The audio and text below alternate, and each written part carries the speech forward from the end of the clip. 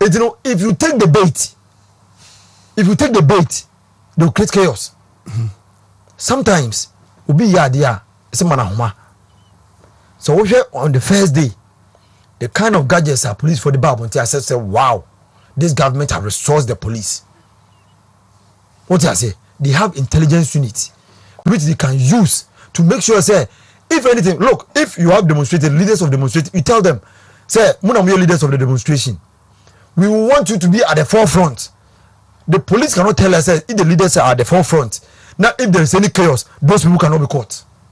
Now, when you say, Saka Oman court and Quaco dancing, some of the Tosso, and a quarter so, Mebao, I'm fast as an Omakana, the one, Yan Primamoyan and a joke, Yabaye, I'm a court to a court to say, root to be on my Omo Faso, near court to rest in terms of Omo Faso Crano. Omo answer for some Pablo. No, there be no wrong. They make no, Ebia, Meno, we have a historical. With this Ghana police, whether MPP is in power or NDC in power, always trying to frustrate the job of protesters. They are professionals, and they can get whoever they want to get. What do I say? My only problem with them has to do with sometimes when people want to demonstrate a more legal right, your concerns should be strong and forceful. And the Ghana police should not compromise on that. If they think say this route offers economic a year bit my creating a problematic more for a problem because a good day you didn't work one so and your mama no maybe I delay for 2 hours and 3 hours and my country economy na stand you have the right to make it forceful. That one is there. But the police doesn't have a point. The police is there to protect protesters. Apart from the police will not stand, and I will condemn it. I will come there. The mechanism is that legal tussle with demonstrators before it comes. It happened and fix the country. Let my vote count, and it happened now. That thing, I think the police should do something about it. Again, let's come to how the demonstrators acted. Nukrani says, so we share the posture of the demonstrators.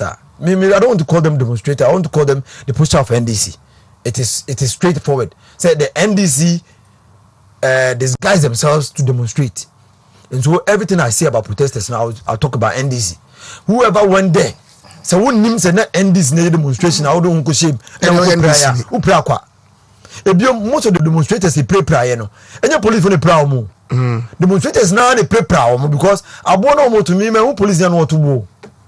A prayer by most of them. I would say about 90-95% was caused by who is a mudoso. Now the stretch is about 200 meters away.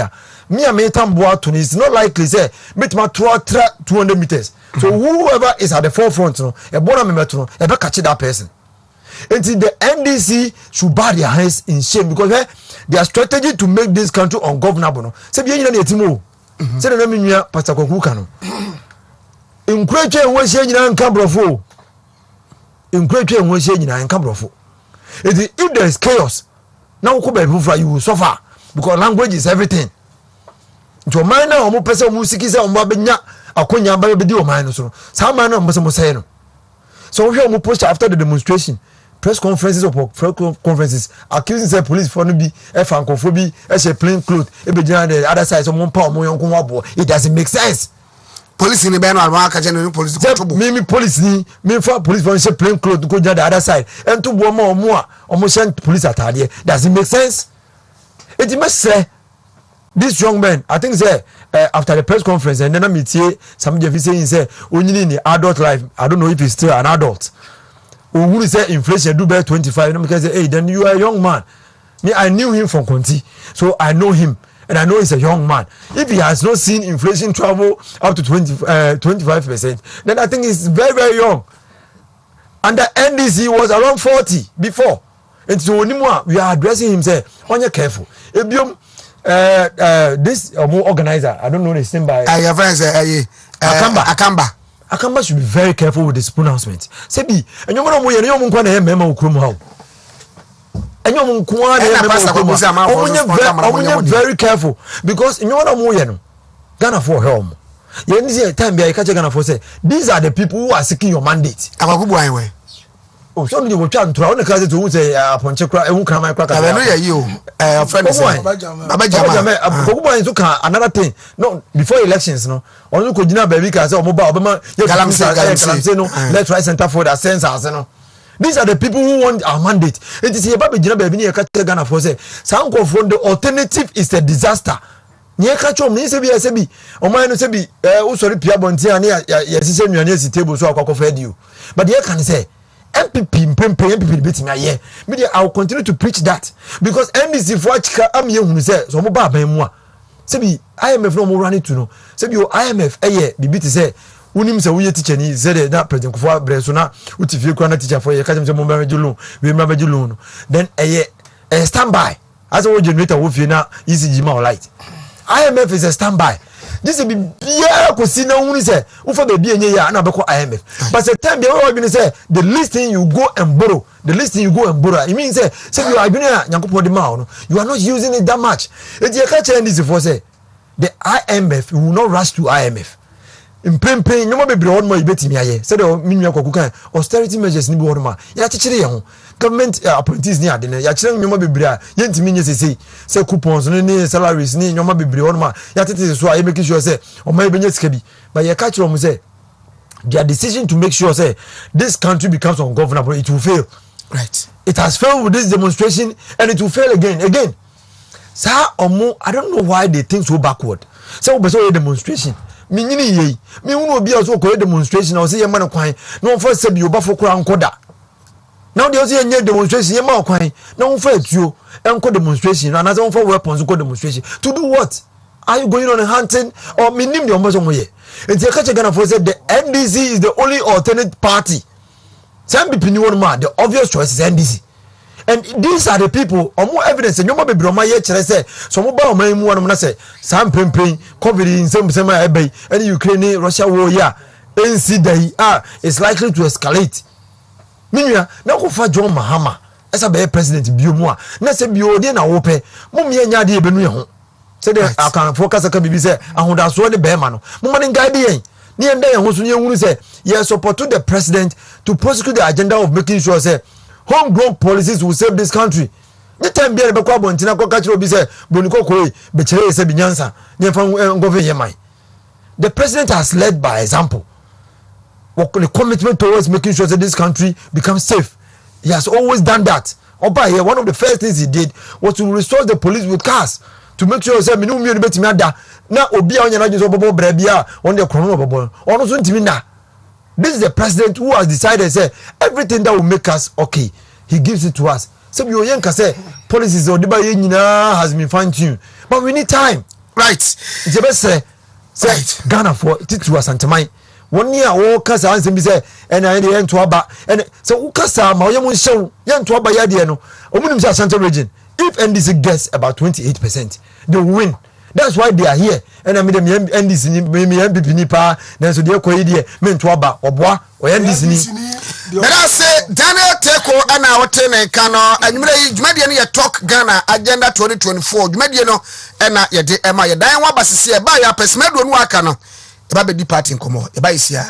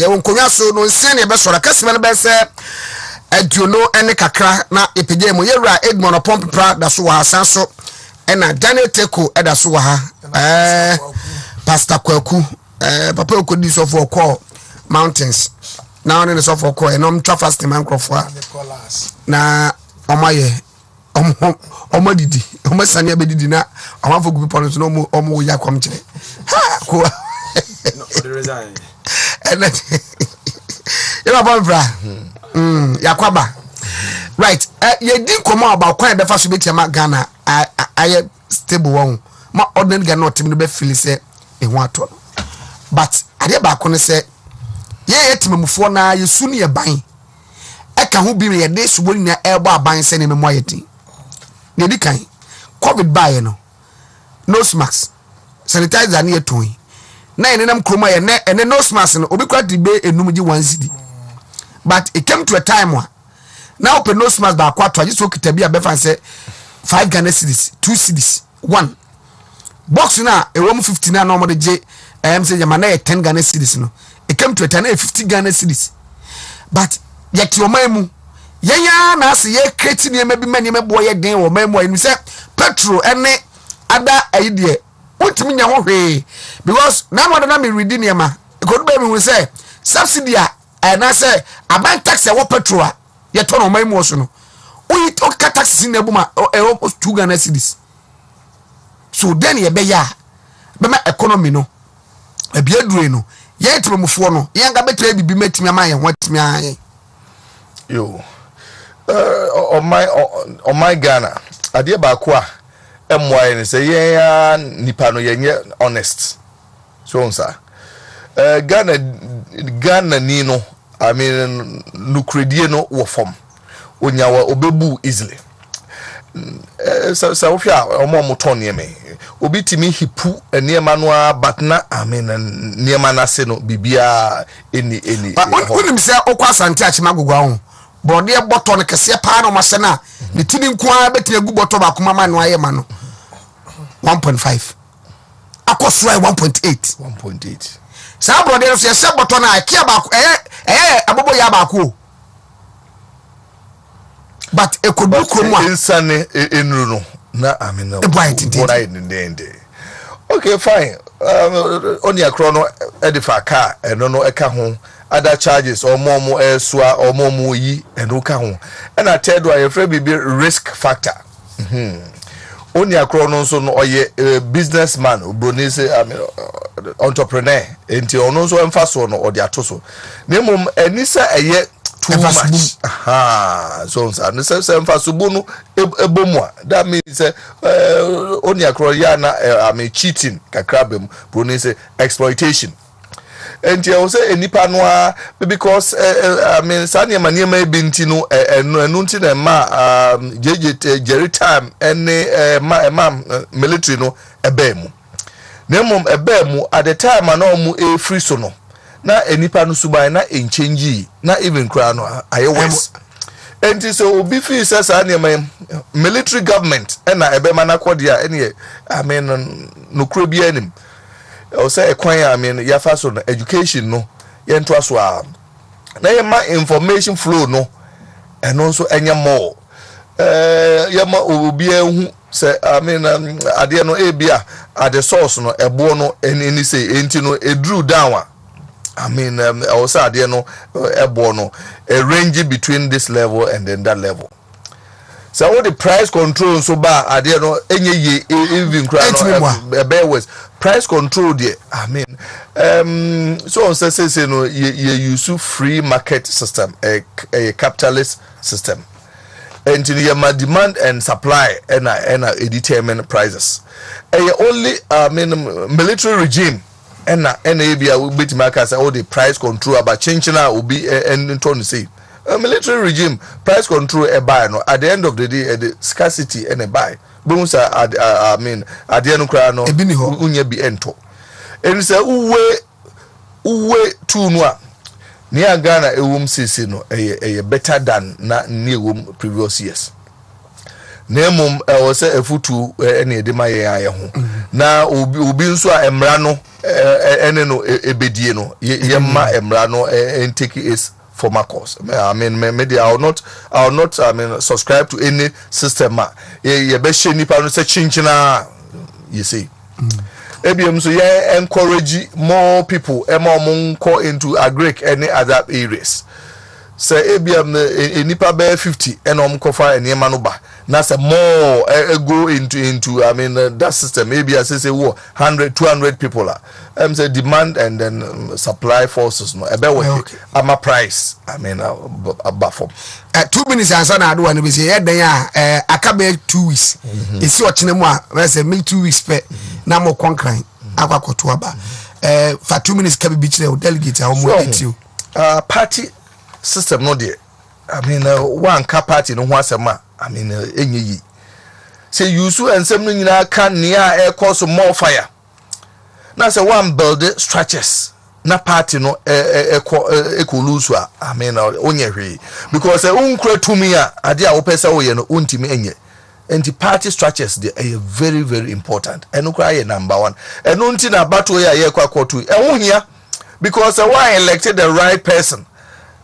so ena abattle no so a strategy was out them na o shisheni nyina no na say science and data we see we are was who design what them and sakra and I mean very good na Ghana some time ago MPP time Kufo time near what national security advisor be near friend as him say edupuku so poku bibisa papa no na ame papa no onkasa din nemom strategies ni nyina or the beba abonte am ye win and MPP no we are known for that we are not known for boot there be or no NDC for the yinim omu nyina say omu etutrafo enti say ye join say ye ni omu ensiani wo say ye identity no ayira and now obi onye no untimi no compete in that era enti strategy the MPP ehun hia enti yenko yi omo ye fi so omu betimi de good strategies aba ama MPP win me eno ne me number 1 vision why I want to go there because me feel say ideas am word metimi de abua national chairman na ya tra dem na ye design strategy and sakrampo ni ababonte enti no yemra no na ade no ye win kra ewi enunti ehun hia se omo put you omo forward ye nyina yes efata enti no me de me say vice number 5 yempia me mamenko right make us no twen answer mamenchia party for Ashanti region ya inaugurated discipline committee article 9 clause 9 stipulated say both constituency regional and then national level it should not odd numbers either 3 or 5 Ashanti region ye 5 no the order no nana nkansa buadu ayeboafo nana baby nana obia piao me chana na ewo ni nimde ne ahofama tambia ode boa ema party no Ashanti region ene national nyina ekoso ono ka ho no menu a wo KNUSC professor ochire ademensa eka ho nana ma adokofo nana amakofo enso ka ho ene anuanom ba komienu team yi omunimde any omo ahofama minim say omo the same thing ebeto aso ama ejuma no aye kama na machia regional executives a chema Wontumi eda no constituency executive omo Ghana nyina ye chomo aka be 2 weeks omo nka me say first vice number 5 aba beboa near the science and data made strength yenya wo academia any research so mo yes aba no you be winning is simple NDC for enso na MPP ye win ye wi me da say yera Edmond of Pompepra ana wote ne kada na teko ajankwa right all the fire party na so kono party ya ba haide beka party asem delegates no Mr. Adebako say in making their choices I think they are presenting a lot of wonderful candidates to them you Edmond of Pompepra we have talked about academia the prowess what he brings on board what do we need as a country? We think say the youth energy, young channeling through entrepreneurs. And as somebody who has treated a lot of youth also I think that when we want to know anything about raising the next entrepreneurs to say Magda Money, those other great people are.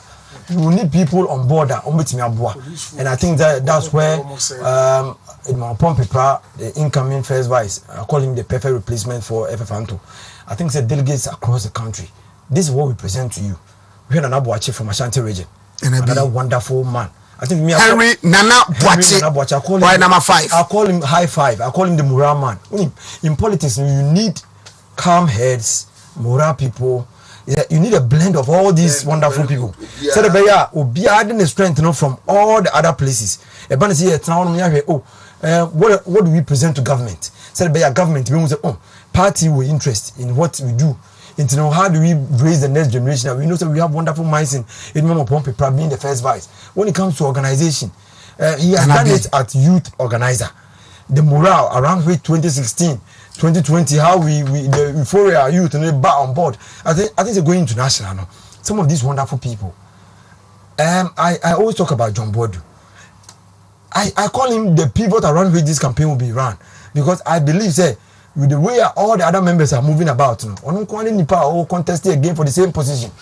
And I think that for institutional memory, see, you didn't come out about DC 2016, DC 2020. We need somebody to tell him that, you call IPAC, then you see, you say, no one in the media, so you no party didn't come. You can say, you call IPAC, this is how we shifted. These are some of the things that we need John Bodu to come. Me, I always say, the man, John Bodu the party, and he should be made to serve. And 2024, no, that's where we need him to serve, to make sure say our party will be stronger. It's the best the youth, and because I say the youth because now, constituency secretaries, I think say the youth have taken over. So we hear the age bracket say what Ashanti region now, youth in Bibrina now. Some of them are chairpersons, first vice secretary. I'm talking to the youth. Say these people are wonderful blend. What I say, upon the youth organizer, I call this man Obia Bedidi. Abanga, MVP Abanga. One wonderful policy or the bar. When I read it, I was so because I think insurance. Me somebody after school insurance me. So I know the importance of insurance and how nipa be a risk here. Say I'm no say one of the communication members from Afijasi. What I say has fallen. Yes. What I say, and there's nothing in the party protecting him. When I say protecting him, apart from CBA, na party man be craving. There's nothing covering him. And a ma wajomo, yira wajomo. Sebi omodebetu got all causes here, you know. Responsibility be no tears no way, you know. Anyhow, only one more provide those. It can be insurance be cover, and then in the China wage and 10,000 we cry from insurance company. And their money area said you bet me above for 2B and their man grand their school. So for a banker to present such a wonderful insurance policy, say, Oba, youth organizers, all the organizers, you make sure say insurance will be better. This is a wonderful policy. I feel say Obia Bedi no yes Obia this case on some name policy no back take care of you to make sure say if you are not there or if you fall in battle, something is there to protect you. Right. It's messy. These are wonderful people we are presenting. So about treasurer now, Ashanti region again is presenting Dr. China, one wonderful man who believes that party is a party youth, no, is a party ma. What I said, these are some of the wonderful things that we are bringing on board from Ashanti region. And to those people who are saying that Ashanti doesn't have a representation, I've presented to you about 4 people from Ashanti region.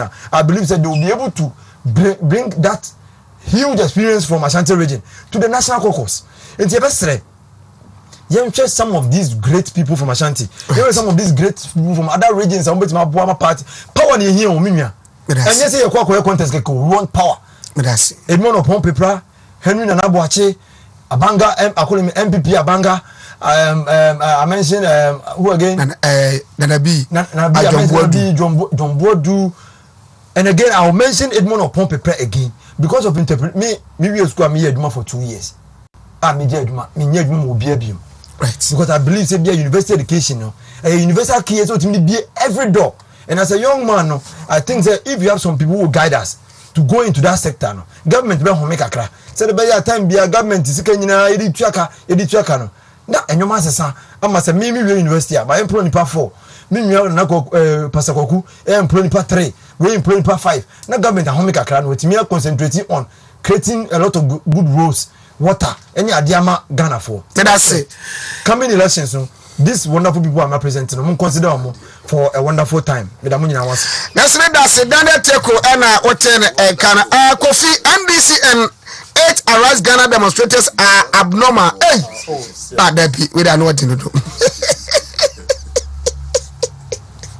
Was your friend Ochiri James? I know you right. Phone no big thing. I have for messages now because I be like me can be. Pastor Kwaku. Achenkwa. Yeah, we ni ako. I'm say Teku aja asantefo na operemo mo yeso kunfo ewom. Youth organizer mini pope. I saw you bunini. Ono so a hard working youth organizer. Okay. Our Bojuma at the Abua Brun region.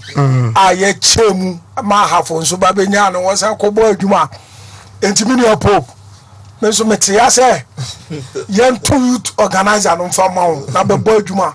Fa bo MPP amanjoko because abonofo ye tim kuye ho ya adwuma nkasa se what you say enti se bi firi bono na bi firi Asante region na ka bo ma atin se be bo ama ni nyina eden atumpon na me ade ha me ne se chairmanship no bonofo mienu na ahia eno de me ntimi nka bi ese me de to eno de na se senka omumienu du omo nkomo na ba ko support ba ko enti wa de be si wo na se kwa na support one eno de me ntimi nka ba officer one na support na ba ko na ekwa ka de Teko kam so me 1,000 times wa ade ma minu abonofo that dey kewunim ma me nchia ohini jan ajakele oso wa chia wie wanchi ana minu aben kate bodo no say na Thursday ono so say o chia na Pastor Dan minu mama chia friends of Wontumi Blue region ya ne chairman ebe kasa after election national elections no me ne chairman be hia na ya die ho nkomo na ya hunu da ya kuo no ya be da na di wo Blue region because chairman abono for say dabi ya de ne be ya de wo national so what you say oh na wuri oni mana hunim hu chama Wontumi no hunim wo when national ajapade enti no esese bunumai anasa friends of Wontumi say chairman after national elections no yenhia yen payfo di chairman secretary PRO and the keka ho na yen support e wo mre bia ebeba achenkwa ye nansan minua bi mu frefre mi firi nkran kumase mesre omo pese omo say transfer mu vote eba wanchi ye hia omo because this is the timer SSS GACT no back because papa no adwuma ho ye no wanchi no ontimi nya service national service na ho ye ne tam so aso wo ye national service 1 year pay so what you say no the my na man 4 years enti yesre minimum omo won kran minimum omo Asante region ha say do say ye transfer na mesro mo ani die say nya taburu kra na wan ka mabun kotodwe say na masro mo so obi ansan transfer ni vote and from ra wanchi mfa me omo fra me ana sabe ye hiamoa ye janka wanchi fo hiamoa as organizer ye hia logistics bebre motorbike bicycles niema bebre na hia ye dia di dwumadie no 29 electoral areas 29 coordinators enso dwumadie no edene se obi ba dome na wa mami moto ba akokra de akome constituency se yemfa nkodi dwumadie bicycles a mesre and me de me number to dwa dey oh serious many abro because city na say je aya dwumade na say ye won and this for opposition but sika no yenka hu say me papa kwamba fo abro nya say okodo mama fie no ma sika nyunu egu politank im oh na da bia say abro nya ka osisika no de wo bank wa ye ma na de wo fie no so politank im to oyima wa awuro wo nyunu and this for that so sika enti omo executives omo consultancy no no omo asa logistics no motorbike and the cars and omo didam young people for any be right enti mesra me de me number to dwa wa e ka wakoma se pastor Kwaku abaya organizer na pese aji wanchi seat mesre wani die so ya se 0247 0247 0247 67 90 79 0247 67 90 79 mesre monno me bicycles and moto na me from police station for no adwuma na yanchi seat in come 2024 me da say inshallah Jebehuni de besi wo wanchi. The day Victor Owusu Ansa or organizer Edema Wanchi constituency. Kwa good evening to you and your panelists. MPP delegates should vote for Stephen Ayesu in team. Uncle JB and Edmond Opompepra. I greet Honorable Oti Boatin and Honorable Kwaku from Almighty Crocodile at Good Brothers Ventures at Agogwasantiachim Row. Crocodile Mate. Yadesi yepejamo ote dane teko ka ote ra Edmond Opompepra ka media ne talk Ghana agenda 2024 ebro no na ko pim se yepejamo die the news ena eba me di Kofi Asare Kwame Adinka Junior Kofi into Frank Diane Peter Boache Fred Ameya Oyo omna eteche bibia eye kama ade tia beti enka ebiem majo